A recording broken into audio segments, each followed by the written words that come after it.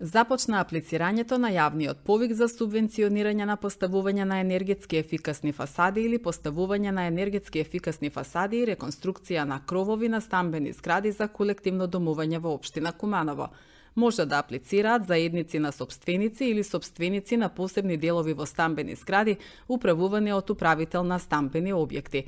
Поставувањето на енергетски ефикасен кров е возможно само доколку истовремено се врши и поставување на енергетски ефикасна фасада, велат од општина Куманово. Субвенционирањето ќе биде поддржано со финансиски средства од буџетот на општината во висина од 30%, но не повеќе од 500.000 денари од вкупниот износ на вредноста на инвестицијата за секоја одобрена апликација. Собствениците на посебни делови во стамбените згради ќе ги обезбедат преостанатите финансиски средства во висина од 70% од вкупниот износ од вредноста на инвестицијата. Стамбените згради за колективно домување кои имаат помалку од 2 ката со приземје немаат право на учество на овој повик. Рокот за поднесување на апликациите ќе трае 20 дена сметајќи од денот на објавувањето на јавниот повик, односно од вчера.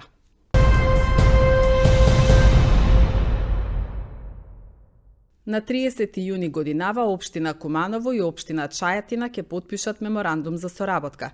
Датумот 30 јуни всушност е денот на општина Чајатина, а е договорен помеѓу градоначалникот Максим Димитриевски и председателот на општина Чајатина Милан Стаматовиќ. Иницијатор на соработката е кумановецот Маријан Стошевски. Куманово продолжува да гради мостови на соработка во интерес на своите граѓани. Соработката со Чајатина, Златибор и околните места отвора многу простор за соработка на полето на спортот, културата, училиштата и слично, посочува Стошевски.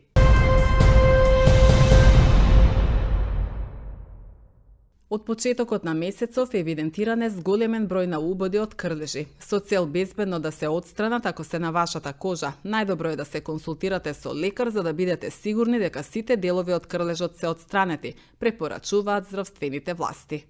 Во овој период, почнувајќи од мај, е сезона на, да кажеме, на крлежи, посебно плюс убавото време ги тера луѓето да шетаат во природа, да излегуваат надвор, така да има зголемена појава на убод од крлежи, кои воглавно кај нас доаѓаат заради антитетанична профилакса, која не треба да се спроведува во суштина ако е хирушки изведен и не е пипан крлежот во домашни услови, така да заради тоа доаѓаат кај нас. Инаку како превенција од убод на крлежи кога се оди веќе во природа, да се оди во обележани патеки, подалеку од високи треви, грмушки, облеката да биде, телото да биде скроз прокриено, ако имате панталони да бидат ставени во чорапите, облеката се препорачува у суштина да биде посветла, за да ако се налепи некој крлеж полесно се види. Кога ќе се вратат од дома, од такви прошетки, треба убаво да се прегледа телото, облеката и ако се забележи крлежот, тогаш да се побара лекарска помош.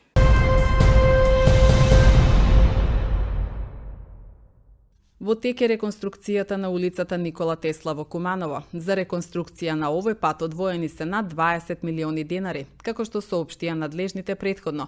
Рехабилитацијата ќе биде во должина од 1400 метри, со променлива ширина од 6,5 до 9 метри или вкупна асфалтна површина од 10.000 метри квадратни. Вкупната инвестиција преку јавното претпријатие за државни патишта е 20 милиони денари. Средствата за рехабилитација на регионалните патни правци во единиците на локалната самоуправа се издвојуваат од буџетот на ЈПДП, а активностите се изведуваат преку договорот со јавното претпријатие за одржување и заштита на магистралните и регионалните патишта. Градежните активности на регионалниот пат почнаа во април годинава. Патот го поврзува Куманово со граничниот премин Табановце и со селата од општина Куманово кон северната граница.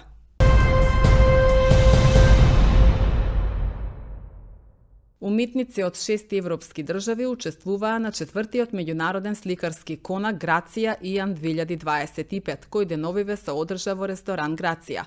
Уметниците создадоа 20 дела кои ќе бидат изложени на есен по повод некој празник. Станува збор за биенална изложба која што пред 2 години беше во Центарот за култура, а годинава е овде во комплексот Грација. Изјави неодамна Мики Трендафиловски, координатор и уметнички раководител на колонијата. Организатор на изложбата е Влајко Стојчевски, сопственикот на комплексот Грација.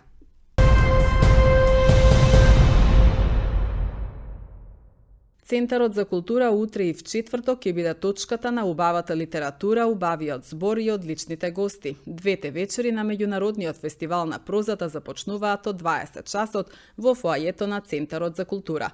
Дел од фестивалските вечери ќе бидат Весна Мојсова-Чепишевска, Огнена Никулски, Олја Стојанова од Бугарија, Душко Крстевски модератор, Ана Голешка-Джикова, Филип Груиќ од Србија, Лидија Димковска, Наташа Сарджоска и Ана Јовковска модератор.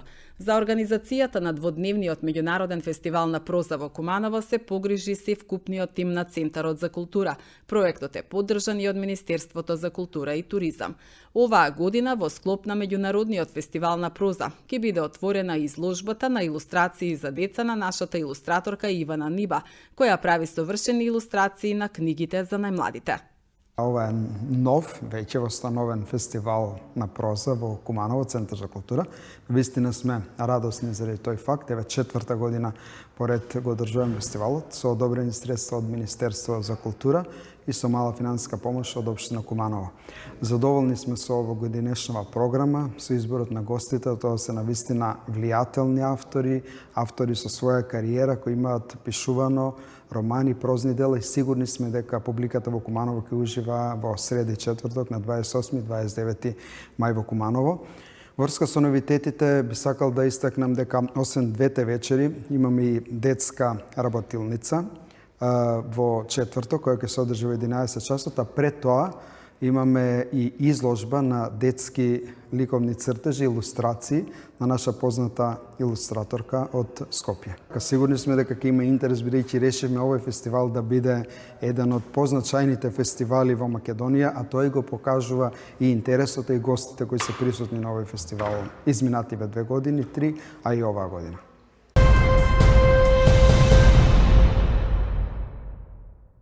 Во организација на Фотокиноклуб Козјак утре вечер и в четврток ќе се одржи меѓународниот фестивал на краток филм Филмај 2025. На фестивалот кој се одржува по 7 пат ќе бидат прикажани 5 наградени и уште 11 селектирани филмови, а сите проекции се со обезбеден превод на македонски јазик. Влезот е слободен за сите посетители и проекциите почнуваат од 20 часот во Занаетчиски дом.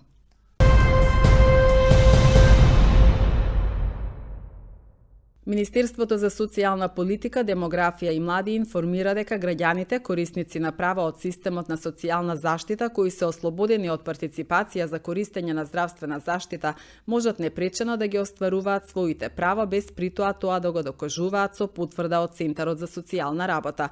Досегашните административни бариери се веќе надминати преку поврзување на системите на социјална и здравствена заштита, односно Министерството за социјална политика, демографија и млади во соработка со Фондот за здравствено осигурување и тоа за вкупно 11.943 корисници на права од системот на социјална заштита. Во оваа група спаѓаат осигурените лица со попреченост според прописите за детска заштита и социјална заштита, корисниците на гарантирана минимална помош, кои се лица неспособни за работа и корисници на вонсемејна заштита според прописите за социјална заштита, корисници на надоместок за помош и него друго лице кои не се по друга основа здравствено осигурани, корисници на право на социјална сигурност на стари лица и корисници на право на посебен додаток, информираат од надлежното министерство.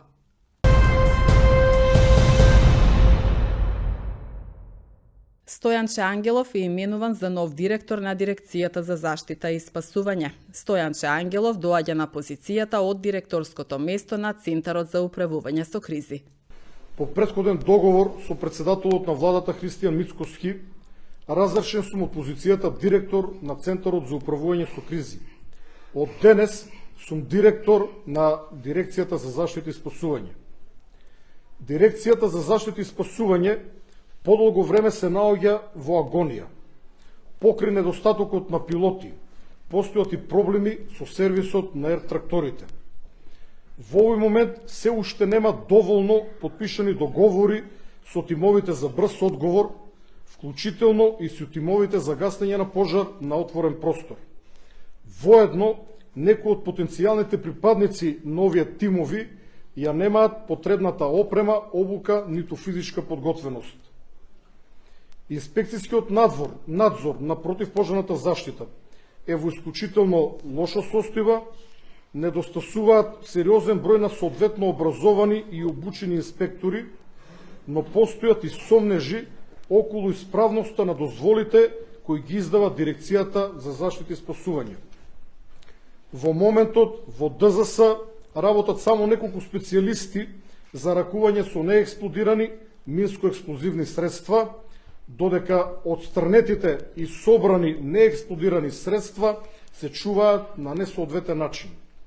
Позитивно е тоа што внатре во дирекцијата работат и одреден број на соодветно образовани, способни и искусни лица, но за жал некои од нив се наоѓаат на места кои што би рекол дека не се најпогодни за нив и места на кои што не може да дадат се од себе или оно што би можеле да го дадат од себе. Заедно со вработените кои ќе покажат амбиција за жестока, напорна и непоколеблива работа, ќе се обидеме да ги надминеме детектираните недостатоци и слабости, со цел брзо ставање на дирекцијата во полна функција.